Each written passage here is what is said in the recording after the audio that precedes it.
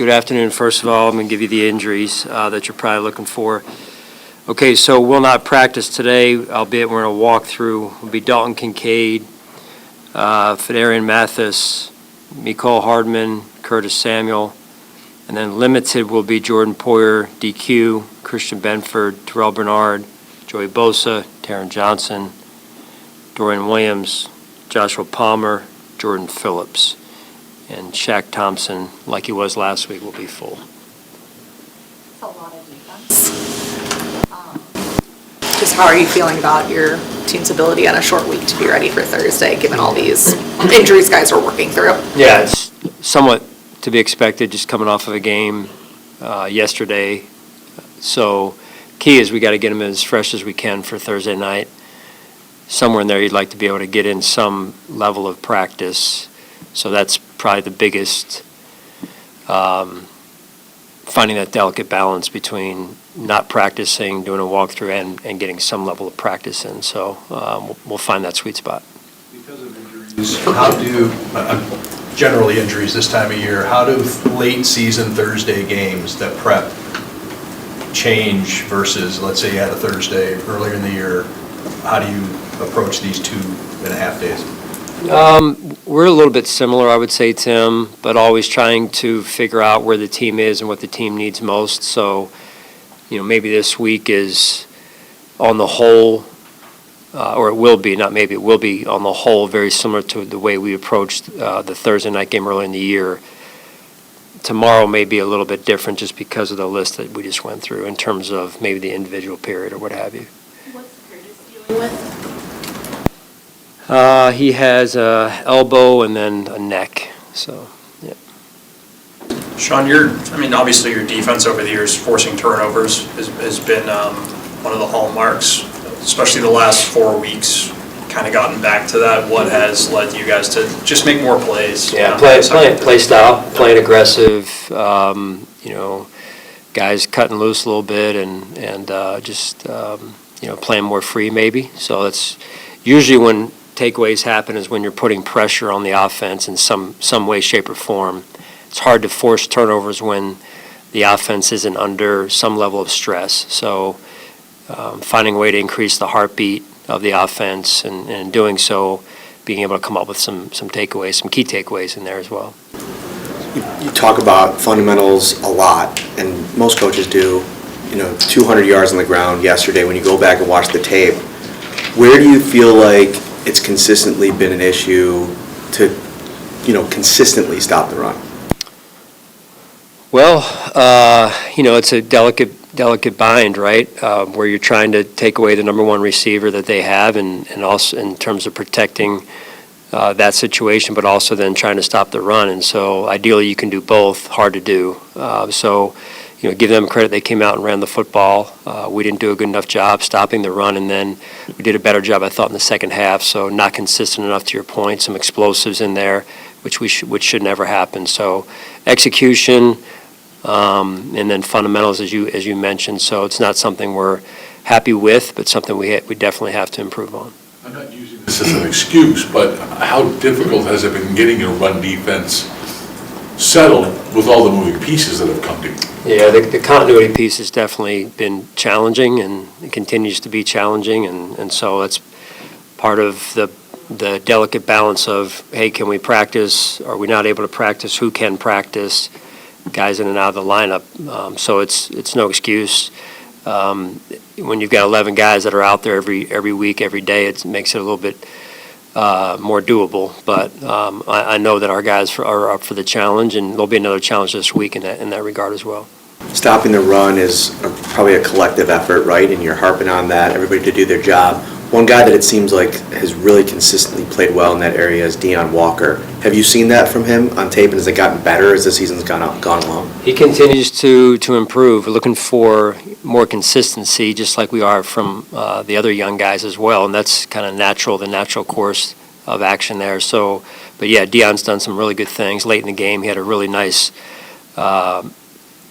rep where his technique was the way it needed to be, and he shedded the block and came off and made the tackle. I believe it was Deion and DQ. on that play. I believe it was fourth quarter, so very impressed. That's what we need more of on a more consistent basis. But he's definitely done some good things this year so far in his rookie season. What's the way the passing game worked with Gabe and what Tyrell did? Do you get the sense that this is what you wanted to see a little bit more of? Are we seeing the passing game that you wanted to see over the course of the season? And might this force opposing defenses to stop creeping up at the line of scrimmage in some way? Perhaps. We'll see. Like I've mentioned before, anytime you can do things, can do both things, run and throw it, it works in your favor. Harder to defend. I mean, just kind of go what we were just talking about. The run game becomes an issue for us, so we have to commit more to the box. And then all of a sudden, it opens up the pass game. We were able to manage it, and I thought our DBs did a pretty good job there with that, which is, they had a good receiver or two over there as well. So it's that balance of how can you do both on offense now, shifting gears back to that side of the ball and do it well. And when you can do it well, it certainly makes it hard to call defenses when you can run it or throw it. And how encouraging is it to see that the signs of Gabe Davis and the rapport that he, picking up that rapport, there's still some kinks to work out, but how encouraging is what you saw from Gabe and what he can provide? That was good. It was really good. Gabe's a dog, and he plays with an edge and brings a certain mentality to our offense, certain mentality to our team.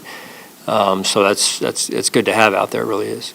Regarding Shavers, does his performance make the coaching staff kind of go back and look and say, do we need to be utilizing this guy a little bit more in the passing game? Well, you always look at it, and anytime you get the game, the returns, the game speaks to you, and so you look and say, hey, should we be doing more, doing less, whatever, whether it's good or bad. So for any player, so you're always trying to listen to the way the game is speaking to you, and do your due diligence to make sure you got the right people out there and they're with the right amount of reps. So I guess how did his game speak to you then? It was very impressive. This has been Shavers' journey, though, right? When you look at it, and I mean, last year was his journey, practice squad, then elevated for a game, gets a little screen pass, I believe it was last season, takes it to the house, comes back this year fighting for a roster spot again, really blue-collar approach. You want me to block, I'll block. You want me to catch a ball, I'll catch a ball. No job too small, no job too big either. And that's why he's such a great teammate. So when he fits what we do, and he goes out there and he performs in the passing game like he did, I think one of those was a scramble play as well. So it's what it does is it builds trust. When you are where you're supposed to be, when you're supposed to be there, or in a scramble situation, he knows how to operate where Josh can find him. That's the level of detail we all have to have. So he's a great example for us. Couple receiver injuries at the start of the week. What do you have to see from Keon this week to get back on the field? We'll see.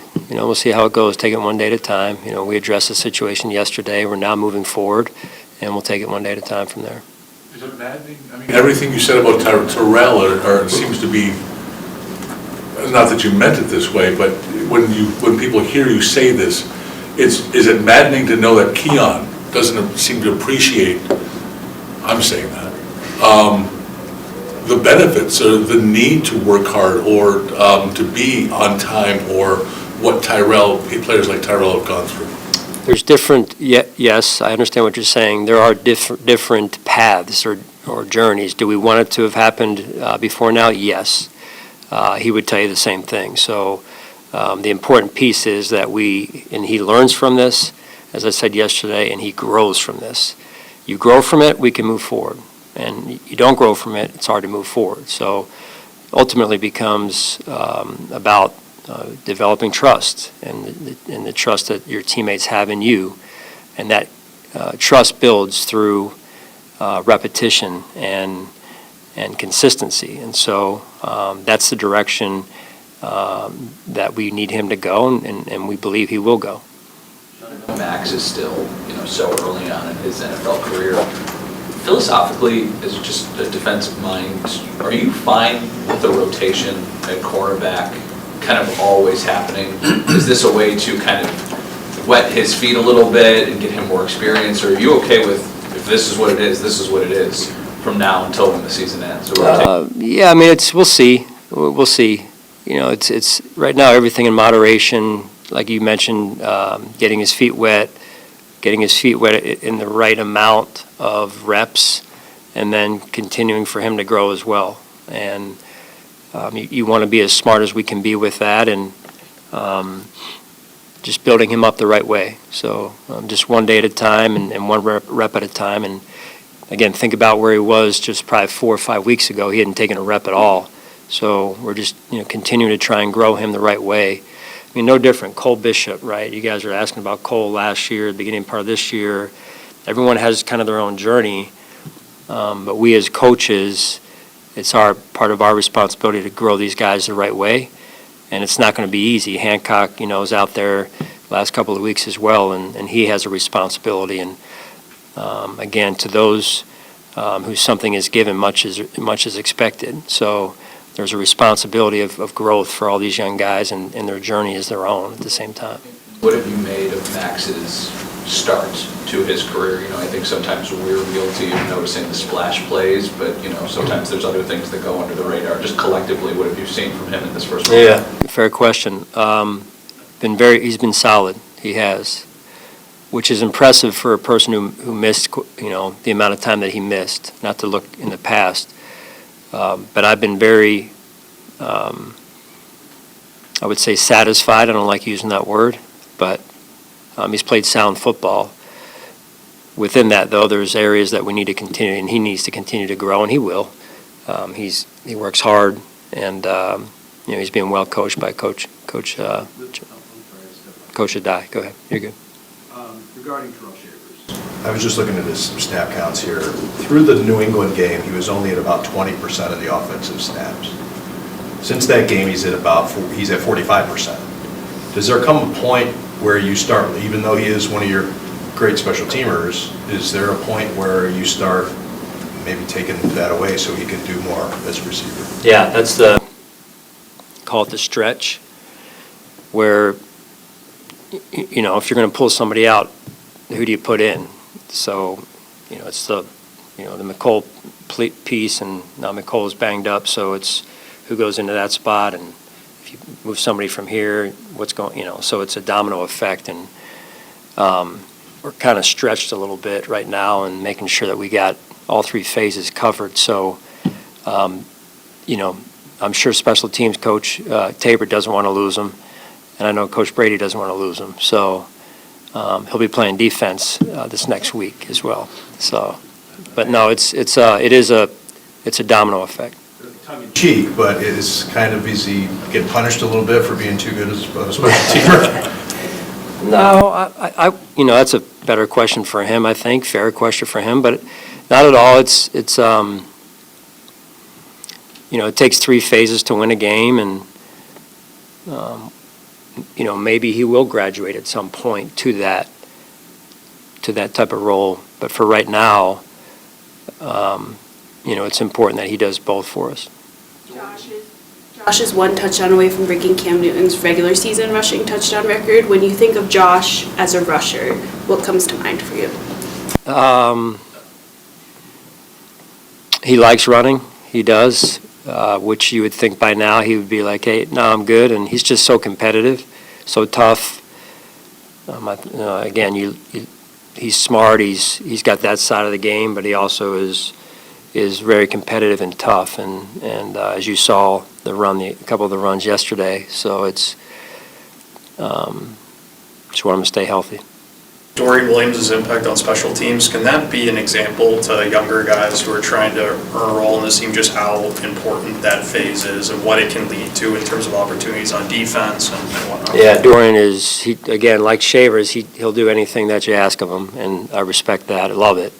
Appreciate it. And, whether it's play defense, not play defense, play special teams, all special teams, and then another week it's all defense, no special teams. So, good team player overall, good mindset, very tough. And, when he's out there, good things happen.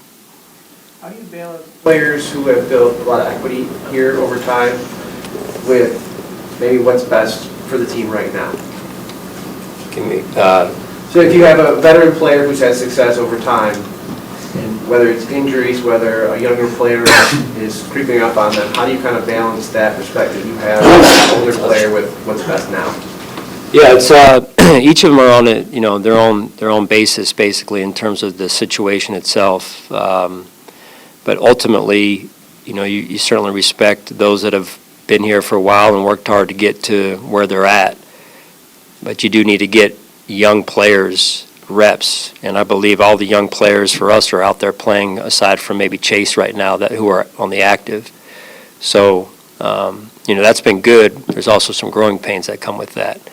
You do the best you can to move the team forward. It is important that we continue to get younger and younger, and kind of turn it over. So it's where we can at the same time, so that's also a factor in it. What about, go ahead, Manny. The 234 kick return yards that you had yesterday were the fifth most in a game in Bills history. Why is that so important to the offense going forward? Yeah, well, it's important to the whole team when you think about field position. Coming into the year, we talked long and hard as a coaching staff about how the kickoff play was going to change, and it was going to change the game overall and how the game's played, how the game's managed. And this past week, getting Mecole here and getting them going, you saw the impact, and then what Ray was able to do on the heels of Mecole's return early there. So it was, a difference maker in our game, difference maker in the outcome. Field position is important as well. So, and it helps if we stall out for some reason, it helps the defense too. So it's a true complementary factor in how we play. You oftentimes talk about feeling players out on the field when you're watching them. It felt like you could feel Christian Benford's impact on that game, his fingerprint on that game. And I know it was a little bit of a slow start. Do you feel like, this was, we'll call it a signature performance, but an important performance for him? In terms of how he played in the past. Less, Yeah, I mean, it was impressive. He was around number 2 quite a bit, and I thought right away he was challenging him and everything. And like I said, when you have to go to a single high defense to stop the run or help manage the run, corners are out there on their own pretty much. And so he was definitely up for the challenge. So often, I guess some people like them, but a lot of times people don't love the Thursday night games, the short turnaround and all of those things, at least in the locker room. Is there any benefit to it? To a short week like this? Yeah, I mean, I think there is. We love to compete. You get to play within 4 days instead of waiting for 7 days. Our fans get to watch us middle of the week. They got something to look forward to. But it's hard on the players. It definitely is, and getting their fresh legs back underneath of them and everything, and coming off of a game. So there's certainly challenges on the front end, and there's certainly some kind of rest on the back end for the guys, which is important.